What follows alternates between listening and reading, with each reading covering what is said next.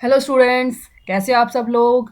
आज हम बात करेंगे मैकेनिज्म ऑफ ऑर्गेनिक रिएक्शन, जो आपका टॉपिक है उसमें होमोलाइटिक एंड हेट्रोलाइटिक बॉन्ड के बारे में। ठीक है बच्चा, चलो स्टार्ट करते हैं। जो हमारे होमोलाइटिक एंड हेट्रोलाइटिक जो आपके बॉन्ड होते हैं क्या होते हैं, ठीक है, इनके विद एग्जांपल मैं आपको अच्छी तरह से समझाती हूँ। ठीक है, देखो बच्चा, टाइप ऑफ बॉन्ड फ्यूजन जो होते हैं, आपके जो बॉन्ड होते हैं, ठीक है, वो दो तरह के आपके बॉन्ड होते हैं। ठीक है, एक तो होता है आपका होमोलाइटिक बॉन्ड और एक होता है आपका हेट्रो। ठीक है बच्चा, जो होमोलाइटिक जो होता है, ये जो होमोलाइटिक जो बॉन्ड होता है वो सिमेट्रिकल होता है। ध्यान देना, ये जो होमोलाइटिक जो बॉन्ड होता है ये कैसा होता है आपका सिमेट्रिकल। ठीक है, ये कैसा होता है सिमेट्रिकल होता है। और जो हेट्रोलाइटिक जो बॉन्ड होता है ये क्या, ऑब्वियस सी बात है, कैसा होगा अनसिमेट्रिकल। ये कैसा होगा अनसिमेट्रिकल। ये जो आपका कैसा होता है अनसिमेट्रिकल होता है। ठीक है, अब इनके एग्जांपल के थ्रू मैं इन दोनों को स्टेप बाय स्टेप समझाती हूँ। ठीक है, अब देखो, होमोलाइटिक बॉन्ड है उसका एग्जांपल देखते हो, मैं आपको बनाती हूँ। ठीक है, एग्जांपल के थ्रू आपको समझाती हूँ। ये मैंने कोई भी आपका मॉलिक्यूल लिया। ठीक है, देखो अब इसमें मैंने क्या करा, ये मैंने कौन सी, मैंने लास्ट वीडियो में आपको समझाई है कि half arrow notation and curve arrow notation क्या होता है। तो यहाँ पे आपकी ये हो रही है आपकी हाफ एरो नोटेशन, यानी यहाँ पे आपका क्या हो रहा है बच्चा, सिमेट्रिकल डिस्ट्रीब्यूशन हो रहा है, यानी कि सिमेट्रिकल इलेक्ट्रॉन का डिस्ट्रीब्यूशन हो रहा है। ठीक है, यहाँ पे सिमेट्रिकल डिस्ट्रीब्यूशन हो रहा है, यानी कि ए के पास आ गया एक फ्री रेडिकल और ये बी के पास आ जाएगा, ये इसका और ये इसका रेडिकल। ठीक है, यानी कि सिमेट्रिकल इलेक्ट्रॉन का डिस्ट्रीब्यूशन हो जहां पर, ध्यान देना, जहां पर सिमेट्रिकल इलेक्ट्रॉन का डिस्ट्रीब्यूशन हो, ठीक है, यहाँ पर वहां, ठीक है, ए बी, जैसे कि आपका एग्जांपल मैंने अभी लिया ए बी। ठीक है, यहाँ पर एक, यहाँ पे इलेक्ट्रॉन ए के पास है, एक इलेक्ट्रॉन यहाँ पर ए के पास है और एक इलेक्ट्रॉन आपका बी के पास। जो इसके दो बॉन्ड, जिसके जो एक जो बॉन्ड था उसमें दो इलेक्ट्रॉन है, वो सिमेट्रिकली डिस्ट्रीब्यूट हो गए आपके ए के पास एंड बी के पास। ठीक है, तो सिमेट्रिकल आपको समझ में आया, यानी कि सिमेट्रिकली जो होता होमोलाइटिक जो बॉन्ड होता है वो सिमेट्रिकली डिस्ट्रीब्यूट होता है, आधा उस पे और आधा उस पे। ठीक है, अब याद कर देखो। ठीक है बच्चा, होमोलाइटिक में अब यहाँ ध्यान देना बच्चा, एक और पॉइंट आपको समझाती हूँ। यहाँ बच्चा होमोलाइटिक में फ्री रेडिकल बनते हैं, ये ध्यान रखना। जो होमोलाइटिक होते हैं उनमें ऑलवेज क्या बनेंगे आपके, ऑलवेज। ठीक है, ये ध्यान रखना।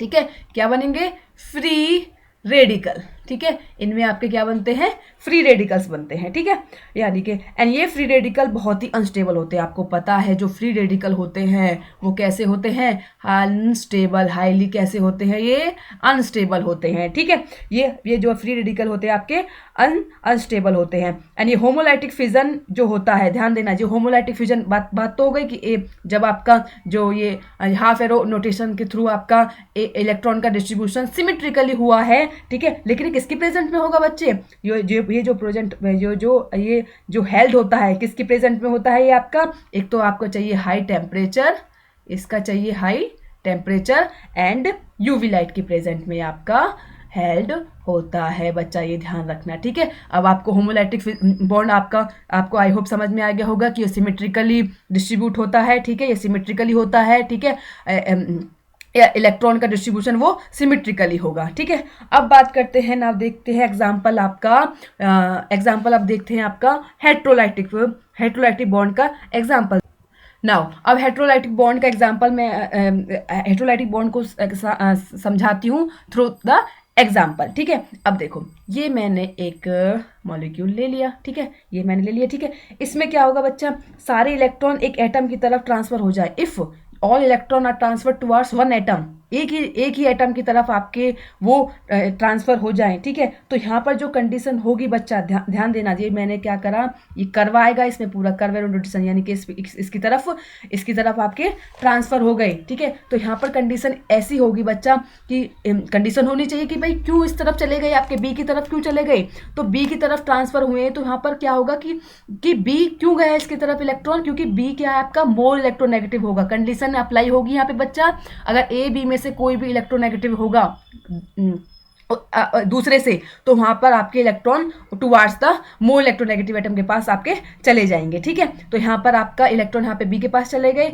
तो ऑब्वियसली बात है ए पर आपका क्या आ जाएगा बच्चा, ए पर आपका पॉजिटिव चार्ज और बी पर आपका नेगेटिव चार्ज, ठीक है। यानी कि हेट्रोलाइटिक फिजन आपका यही होता है। इसमें क्या होता है कि दोनों इलेक्ट्रॉन एक एटम की तरफ ही चले जाते हैं, और जो वो एटम कैसा होगा, more electronegative than other atom, ठीक है। यानी कि हेट्रोलाइटिक जो बॉन्ड होता है उसमें कर्व एरो नोटेशन, जो मैंने लास्ट वीडियो में आपको समझाई है, ये कर्व एरो नोटेशन के थ्रू आपकी होगी। और ये ध्यान देना बच्चा, जहां पर आपकी होमोलाइटिक फिजन किस में होती थी, फ्री रेडिकल में, मैंने भी बताई थी पीछे, ये फ्री रेडिकल में होती थी ना होमोलाइटिक फिजन, होमोलाइटिक बॉन्ड। लेकिन जो हेट्रोलाइटिक जो बॉन्ड है वो किस में होंगे, आपके कार्बो अनायन, ठीक है, ये आपके कार्बो कैटायन में होंगे, ठीक है, कार्बो एनायंस में होंगे, कार्बो अनायंस, ठीक है, ठीक है, ये इसमें बनते हैं बच्चा। यानी कि जो होमोलाइटिक बॉन्ड बनते हैं वो फ्री रेडिकल्स में बनते हैं, और जो हेट्रोलाइटिक जो बॉन्ड बनते हैं वो आपके कार्बो कैटायन एंड कार्बो अनायंस में बनते हैं। ये याद रख लेना बच्चा, इंपॉर्टेंट है, ठीक है।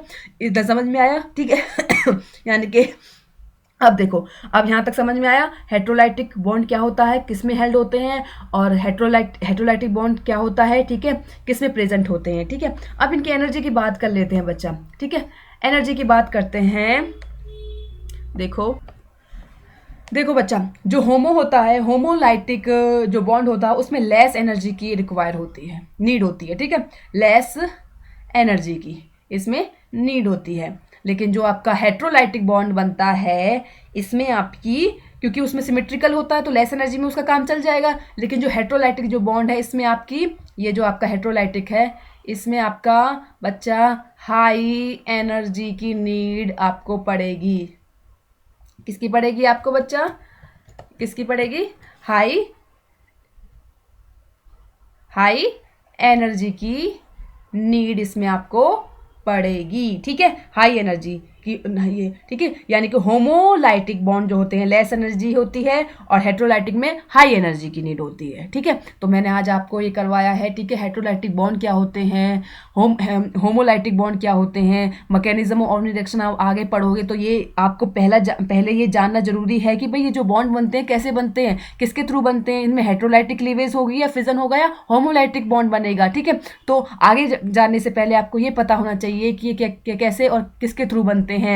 जो आपका हेट्रोलाइटिक जो बॉन्ड होता है वो कर्व एरो नोटेशन से बनता है, और जो होमोलाइटिक है वो आपका किससे बनता है, हाफ एरो नोटेशन से बनता है, ठीक है, ठीक है बच्चा। आई होप आपको समझ में आ गया होगा।